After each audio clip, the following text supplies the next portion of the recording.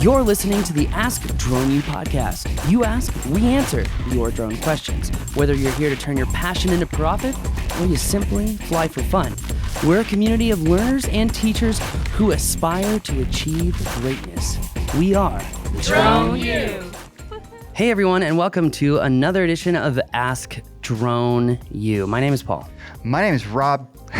Very excited to be here with you. More than you know. Anyways, Definitely. Welcome to the show. Really appreciate you guys. Excited about 2022 still. Me too. Excited, very much so excited about 2022. Got a lot of new classes that are already in the works. Props program is on fire right now. For those of you who don't know, our props program is that chronological sequence training that includes true means of testing someone's currency and proficiency, really built for teams to make managing educational programs for drone stuff easy and convenient. That said, today our question is all about considering the numerous liabilities of being a drone pilot and how to eliminate those liabilities contractually.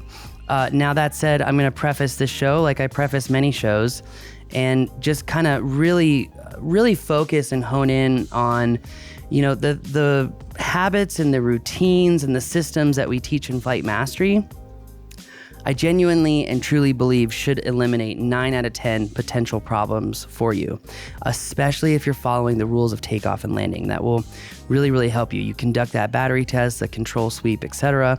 That's so crucial for all of you. But things can still happen. And in fact, we've got some good examples that have happened to our instructors and some of our pilots to help you understand how you can protect yourself in some of these circumstances. So today's show is really going to be focused on contractual liabilities. We have had contracts for membership in the past. We've been working on a new one.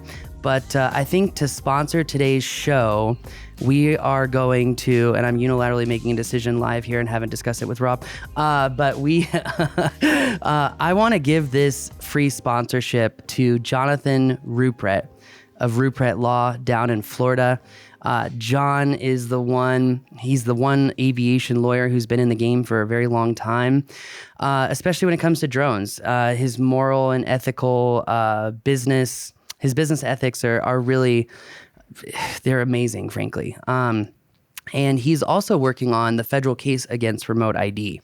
But if you're looking for aviation-based attorney help, or you're looking for an aviation-based lawyer who has experience in drone stuff, you should check out Jonathan Ruppert.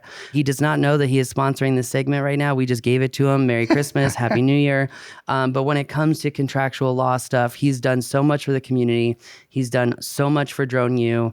Hopefully this plug helps you, buddy. And if you do need legal help, I really recommend Jonathan Ruppert. So check him out. Hi, Paul and Rob. My name is Isaac. I'm 16. Me and my parents are in the middle of establishing a drone media production company in California focused on real estate and construction. We're all 107 certified. I'm currently flying the Mini 2 while my parents fly the Mavic 2 Pro, but I'm also saving for the P4 Pro. Paul, I know you say you don't play lawyer, but today I'm going to have to ask you to. I was wondering, what would be some good things to add into a contract for liability issues? Like you're following the rules, the drone is in prime condition, you're being safe, but something still goes wrong. Whether the cause was the client's fault, an act of nature, or some other freak event. That's my question. I really enjoyed the podcast. It's helped me get through some long days at work. Keep it up. Thanks so much, Isaac. You sound like a very put together 16-year-old. Love seeing it. It gives us hope for the future to get a question from a young man like yourself. And it's a great question. Well, yeah, and also I hear the nerves in his voice, and it's very good for you to practice being vulnerable. It's very good for you to practice things that make you uncomfortable, because it will make you a better entrepreneur and it will make you a better negotiator. So well done. Absolutely. On that point, for all of you out there that have been a little bit too shy or scared to call in with your question, come on. Yeah, come on. At this point. Come on. Let's Get her them in. Get her in. We'd love to hear from everybody. Except the mean people. AskDroneU.com. You know what? For the mean people, I feel bad for you guys. Something's obviously going on, and hope it gets better for you. So that said, liabilities with contracts. I feel like there are a couple of key elements I just want to hit on a macro level, and then we'll get into details. But one of the biggest liabilities I think is overlooked, maybe is the best way to put it, is the liability actually on your client for photo and video copyright and licensing as a whole. Online licenses versus exclusivity licenses and et cetera. One of the common errors that I see all the time is pilots are so excited to get like a construction job, and then they, give a license to the general contractor who then provides that images to their subs and whatnot. You've got to make it really clear that they can't do that. And you also have to clarify what the consequences are in doing that. And if you'll remember, we did talk about an autonomous engine for checking copyright violations, which is pixie.com. So this way you can autonomously enforce the licensing agreements that you set up in your contracts. I've had to use it myself. Jason, our tech guy, I call him, he has made 5 figures in the last 6 months off of that thing. And yeah, people steal his images all the time. So it's a phenomenal tool, and I would check it out. Also, set up a multi-client discount for licensing. That if let's say the GC wants to give the photos to a sub, and incentivize them to do it. Give them a discount and offer a discounted rate to their subs, and then now you're selling your data multiple times over. Yes, it's for a cheaper amount, but at least you're getting more money for it. So.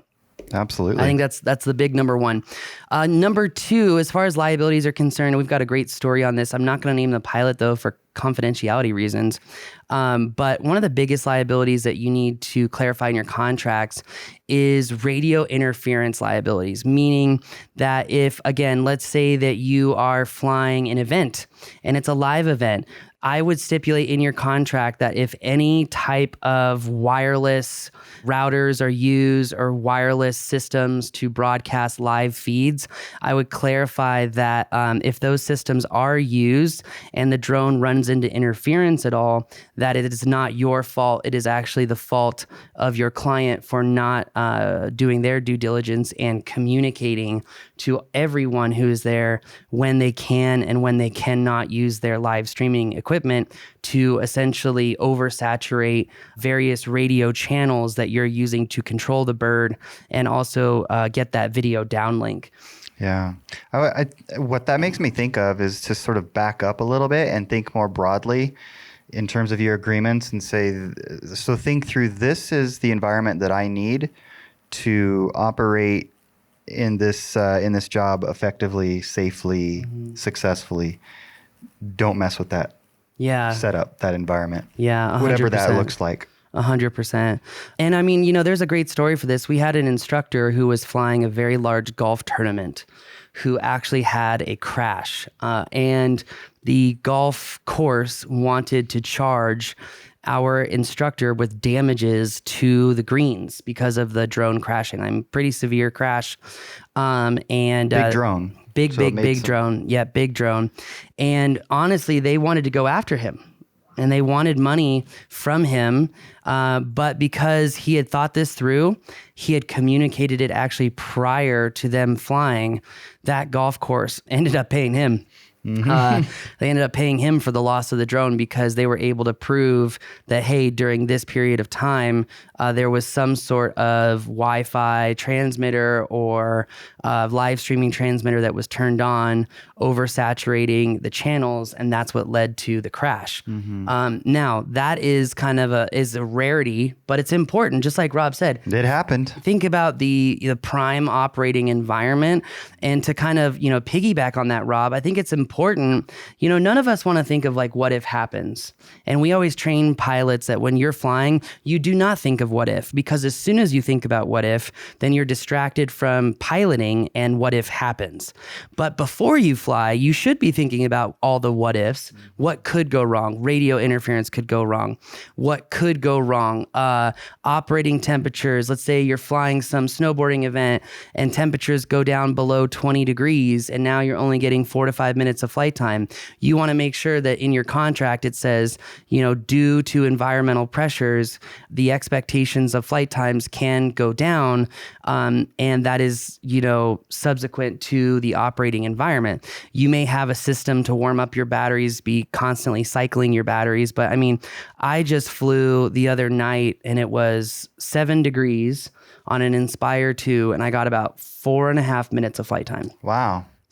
Gives you an idea of how operating environment changes the game, right? Yeah, no kidding. Something else that comes to mind is it isn't just about crashes per se or the drone going down, but it has something to think about is how is your ability to fulfill the deliverable impacted by outside influences such as you can't fly over people. I guess you can get a waiver for it now, but you can't fly over people. And so if you're at a particular place, they somehow allow people on, you have to stop flying, and then they want to get mad at you for not completing the job.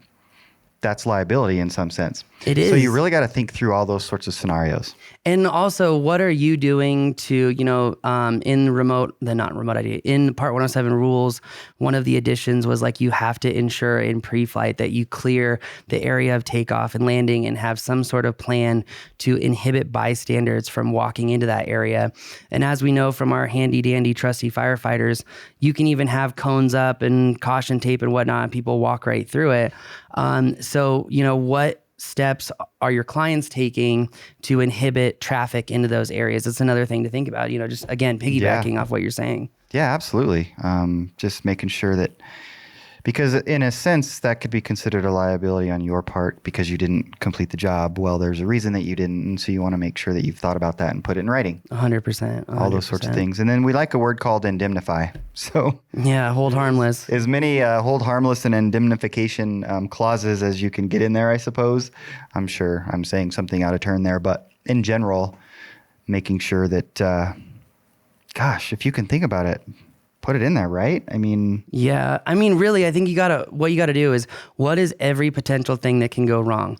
Okay, Wi-Fi interference, that can go wrong. A bunch of new structures being utilized for some sort of decor that might have a lot of magnetic interference. How would that affect your operation? It would not be good. If you see your drone toilet bowling and you just did a compass calc, clearly something is still wrong. You see your horizons not level. Well, your IMU hasn't calibrated properly. There are ways to see the symptoms of the catastrophic errors before they do occur. And you know what? I just thought of another story that's analogous to all this. This July, I was asked to fly a art exhibit down in Belen, New Mexico. And the funny thing is that art exhibit was on CBS Sunday Morning this Sunday. And the art exhibit was actually a literal smoke show. No, not like the term often used in slang for things I'm not going to discuss.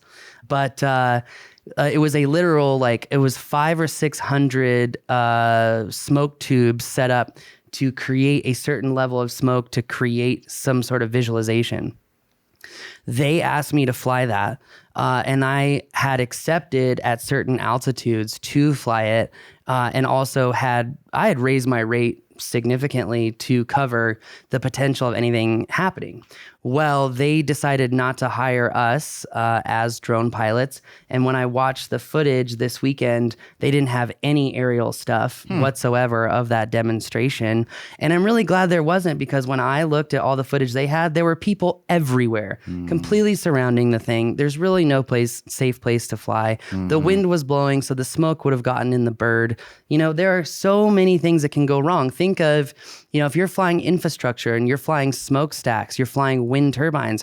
Are the wind turbines turned off and set to a set perspective so that they're not going to move on you as they fly? Yeah. If you're flying, power plants, for example, or something that has a smokestack, well, you need to be familiar with how air comes out of those smokestacks and can inhibit your ability to fly, because think of it, it's essentially like a thermal for a helicopter. So these are things that you've got to think about. You've got to think about everything that could go wrong.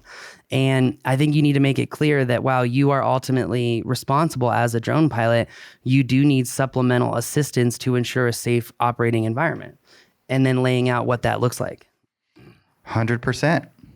Another thing to think about is if you're flying events and they are planning to have attendees, will those attendees be limited in where they can walk? Because if it's a free-flowing environment, it really inhibits your ability to do too much, because again, you can't fly over people. So what about, I'm just trying to think through other potential quote unquote liability issues, and maybe using the term liability broadly, but let's say you're flying something and you're getting footage of some sort, be it images, be it video, and the cards get corrupted somehow.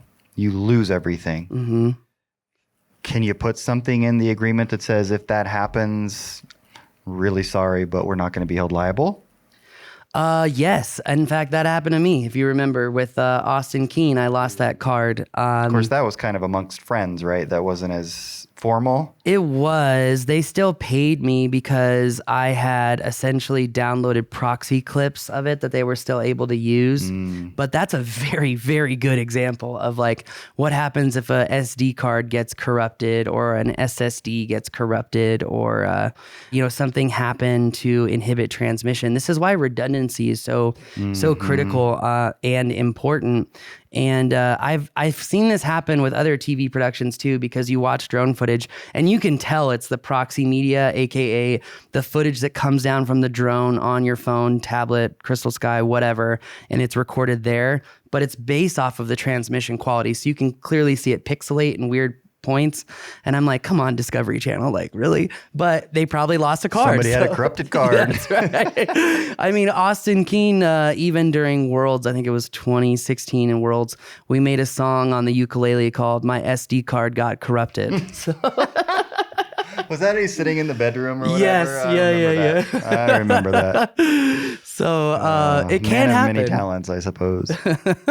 It can happen. And as far as liabilities are concerned, I mean, I think it should just be clear that you should set the expectation of what you expect from the client to keep a clean and effective operating environment, and also showcase what you are doing as well. So I think that that's really important. Yeah, again, this is actually kind of a fun exercise to think through. I would imagine that listeners have some good ideas as to what should be considered. But, I also think about if you're doing something where people have actionable data that you're giving them via your deliverables, that you're not held liable for any decisions that are made based on that data, based on those deliverables, whatever the case may be. Maybe it's a map of some sort. That's a very good point too. And also clarifying, if you're doing certain mapping protocols and they're not geo-referenced, that it's not technically a map per se, and that legal decisions can't be made or interpreted off of that, et cetera, and limit your liability from being purported as, drone pilots are facing certain departments of surveying that are saying, hey, you're doing surveying, and they're like, not technically speaking, and those laws were written a very long time ago, and they're all encompassing. I mean, in some states, the law even says anyone stitching images is technically surveying. Well, if that's true, then everyone with an iPhone making a panorama photo is breaking surveying law. And we know that that's ridiculous and not the case, because it's not a survey. So that said, I think that's an incredibly important thing as well. I think it's even important to clarify in your contracts what level of insurance is included, and even, do you have additional insured? Who is that party, et cetera? I think that's going to be really crucial. Yeah. And another thing to consider too, and I want to have Jim on the show. I just texted him. Jim Miller from HBO.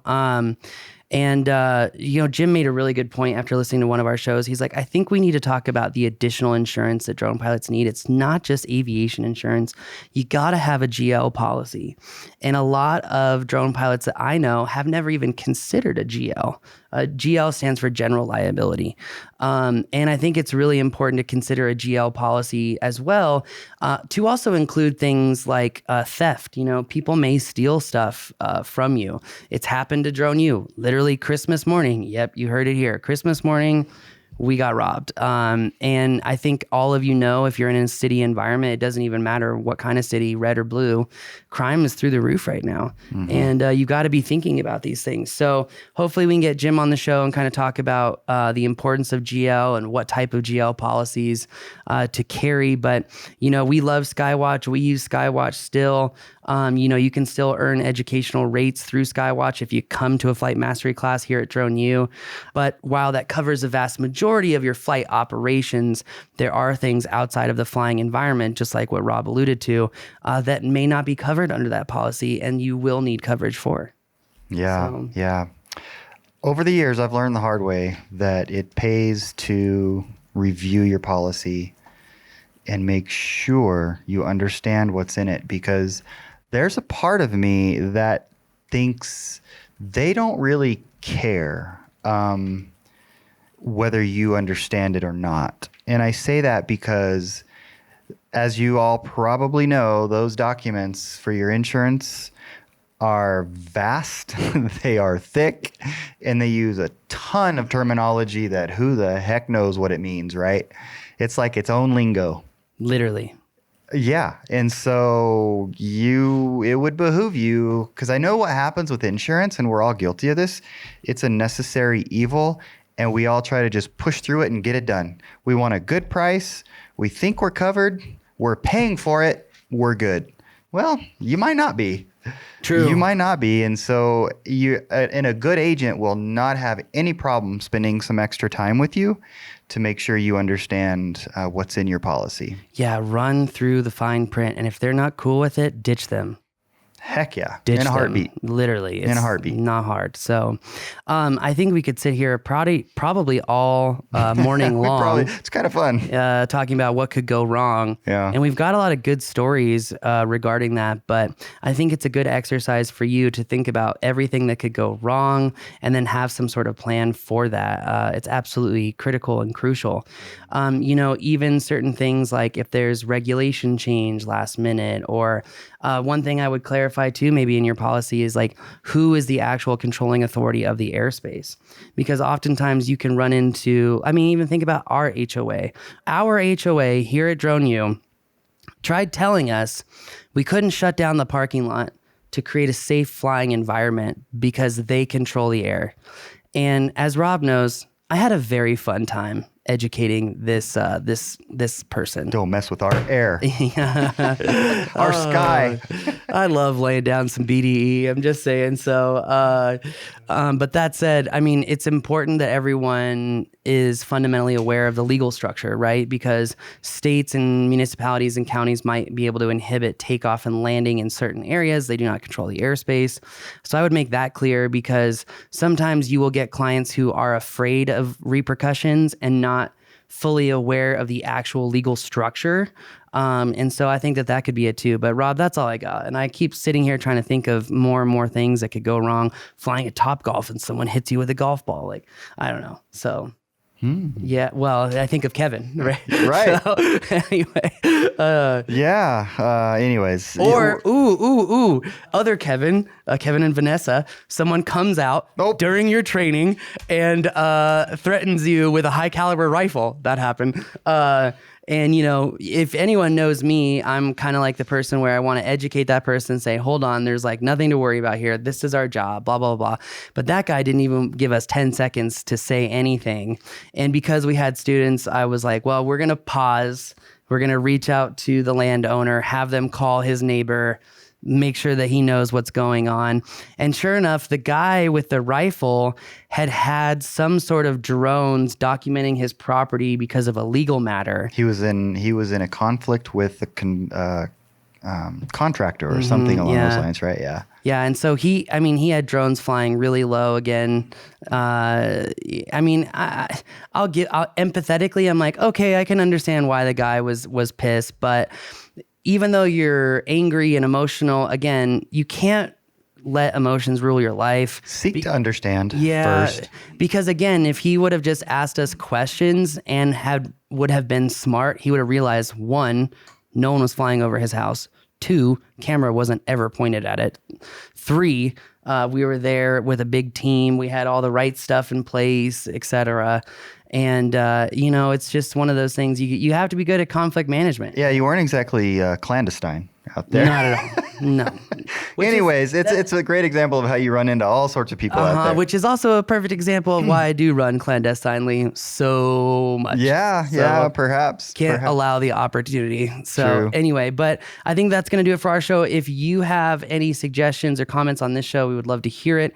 And thank you again for joining us. If you are not a Drone U member, you can continue this chat in the community by downloading the app. If you are a member, it's Drone U Community, found in the Apple Store and Google Play. But that's going to do it for us today. My name is Paul. I'm Rob. This is Ask Drone U.